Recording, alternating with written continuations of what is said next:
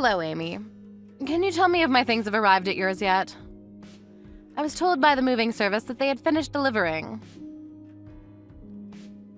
Yeah, we had loads of boxes delivered yesterday evening. What was all that?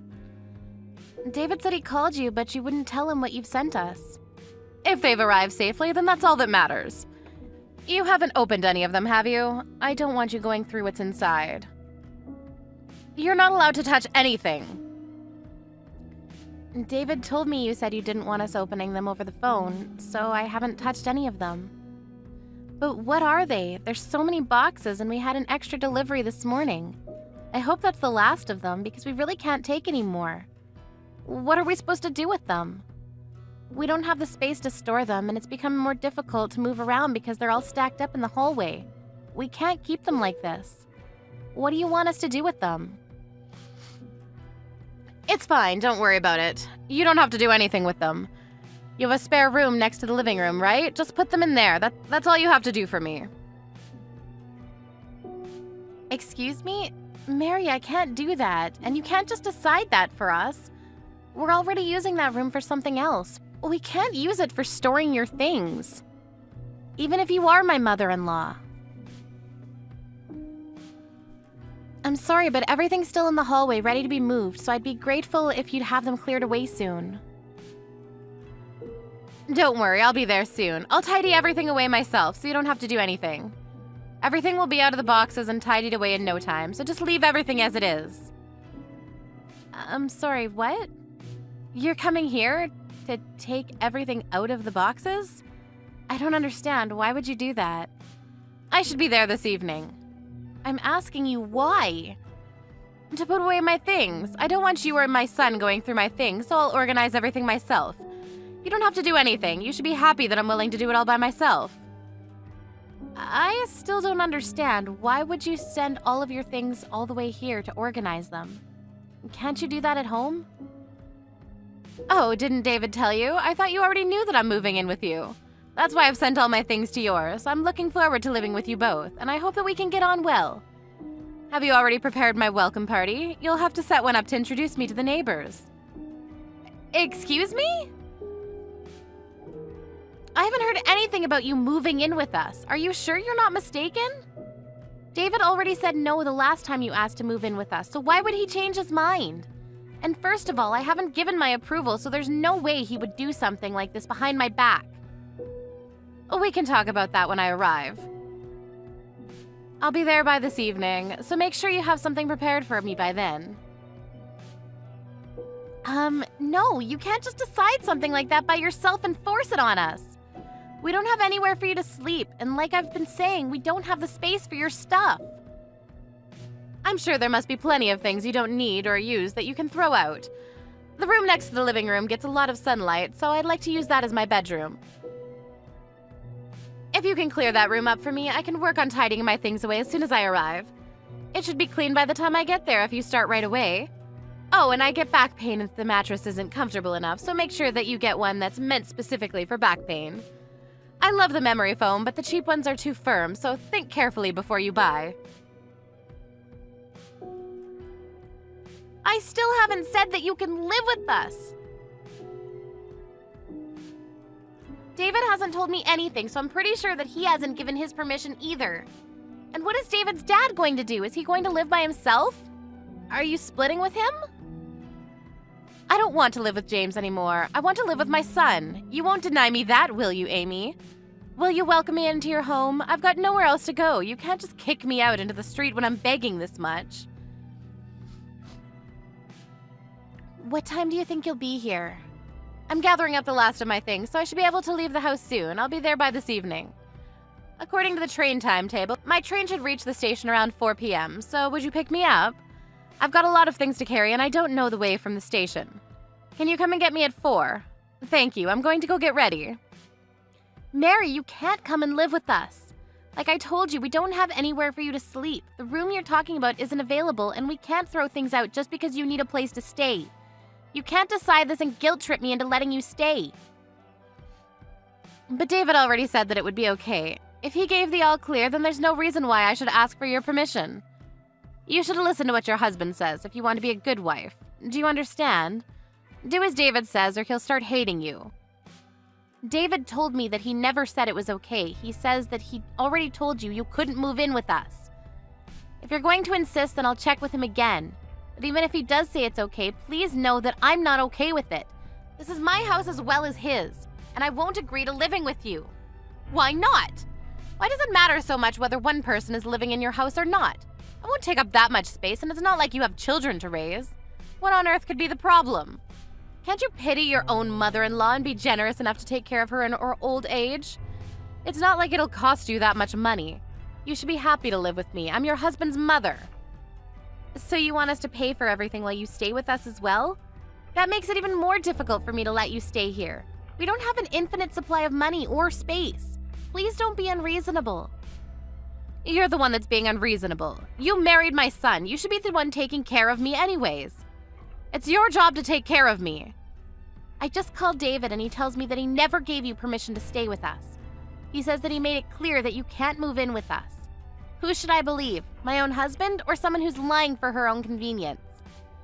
Oh, really? I don't remember that. I heard him say that it was okay. That's not an excuse for you to try to force your way into our home. You don't have to phrase it like that. I'm much older than you, so please don't talk down to me. I'm not making excuses. I've no idea what David would want to marry a woman like you. He's so honest and gentle, but you're so rude. What could he have seen in you? It's a mystery to me. David said that he hasn't given his permission, so please stop. You can't live with us, Mary. We'll send your things back as soon as we can. It'll be a problem for me if you do that. I'm leaving this house and I'm not coming back. I don't want to live here with this man anymore. You're free to leave James if that's what you want, but you can't come here. You can't stay here and you'll have to find somewhere else. Mary? Mary?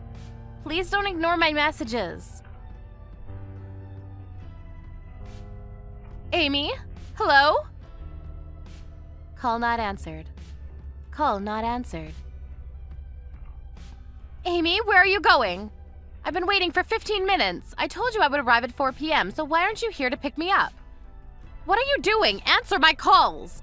I've got too many things to carry. I can't leave the station. Would you hurry up and collect me? Mary, I told you that you can't come live here, but you were the one that ignored my messages. Call not answered. What are you talking about? I thought the conversation was over. We were supposed to meet anyway. And I thought we could talk about it then, if you really wanted to discuss it more. But you never came to pick me up. Will you hurry up? I'm not coming to collect you. Say whatever you like, but you'll have to collect me because I can't go to your house by myself. I have too much luggage. I can't get on the bus either because I don't know the way. You really haven't been listening to anything I've said, have you? I've already been waiting out here half an hour, and it's starting to get embarrassing. You're the one that's not listening to me properly. I can't collect you because we're at your house. We've already asked James about what happened. What are you talking about? We heard that you stole from his savings and spent his money without his permission, and that he got angry and asked for a divorce when he realized what you had done. I don't remember that happening. Are you sure that's what happened? My memory's been very hazy recently, so you can't blame me for something I don't remember. Apparently you wouldn't leave when he asked you to, so he suggested that your eldest son and his family come live with him. Didn't he? And that means that you have no choice but to leave, doesn't it? Because you were always horrible to your eldest son's wife. She even got depressed because of the way you treated her, and your own son doesn't want you to come near her. So you've never been invited to visit them. I heard that you've never been to see their children, your own grandchildren, because they don't want you harming their mental health either. That's not true. She's just too weak mentally. James is being ridiculous too. How can he choose his daughter-in-law over his own wife? He told me to leave because I stress her out.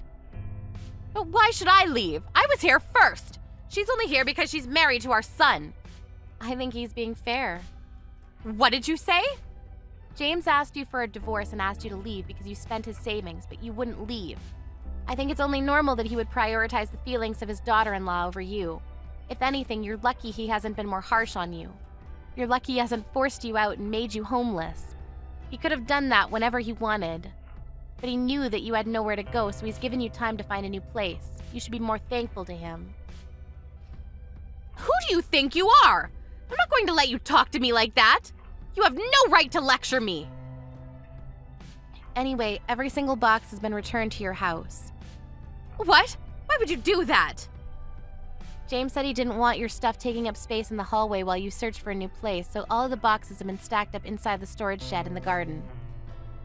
By David. David did that, but I thought he was at work.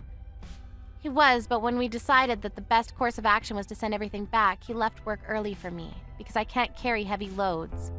I'm pregnant. What? Why didn't you tell me that? I can't believe it! You're pregnant? That's even more reason for me to come live with you and David. I don't see why that's another reason. You'll need help around the house when the baby comes.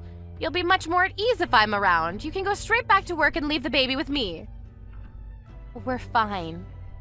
When we're closer to the due date, my mom will be coming to stay with us for a while. She raised 4 children, so she'll be a great help. And I respect her as a mother. And I've already raised 2 fine boys. I raised the man you're married to, so that says something. You'll need someone like me around. I heard from David's dad that you haven't been helping with any of the housework these past few years, and you spend most of your time fawning over a young actor that you recently became a fan of. I don't think I can trust someone who's spent her spouse's savings on buying fan merchandise, and doesn't even feel guilty about it. I don't trust you enough to leave you alone in my home with my child. Why do you know about that? I haven't told David any of that. I heard from James when I asked him how things were going. And when David was moving the boxes, he had to open the heavier ones to lighten the load. We saw that it was filled with magazines, CDs, and DVDs. You must have spent a lot of James's money considering the amount of boxes that were filled to the brim. You opened them? I specifically told you not to touch my things. If you've broken anything, I'll have you reimbursing me. I can't believe you would touch my things without my permission. Just how insensitive are you? By the way, your things would have never fit in the room you asked for, and that room has been set up for the baby, so you wouldn't be able to stay anyways. That's why I told you we didn't have any space, but you wouldn't listen no matter what I said. Then what am I supposed to do? I made all these preparations to live with you, and I'm already at the station. I came all this way. That happened because you didn't even ask for our permission before packing up your things. We never asked you to come, and we never said that you could stay. I think it's best that you go back to your house, or rather your husband's house, and ask if you can stay for a little longer while you find your own place. Your eldest son's old apartment is paid for until the end of the month, and he suggested that you could stay there. Might be a better idea for you to talk to them about that when you get back. Well, you'll have to apologize to his wife first. What about David? What did he say? Isn't he on my side? He'll let me stay with you two if you ask him. He's saying that he doesn't want to have anything to do with you. You've already caused him a lot of trouble in the past, and it seems that this was the last straw.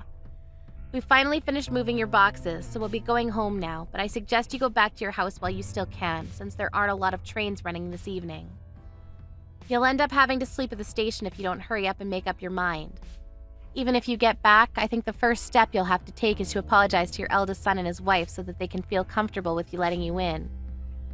Considering all the pain and trouble you've caused, it looks like the real baggage is yourself.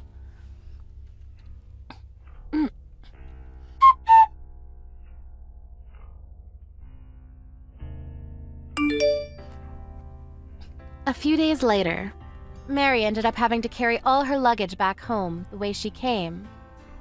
She returned, but by the time she got there, her husband, son, daughter-in-law, and grandchildren were all having dinner. They didn't even let Mary in.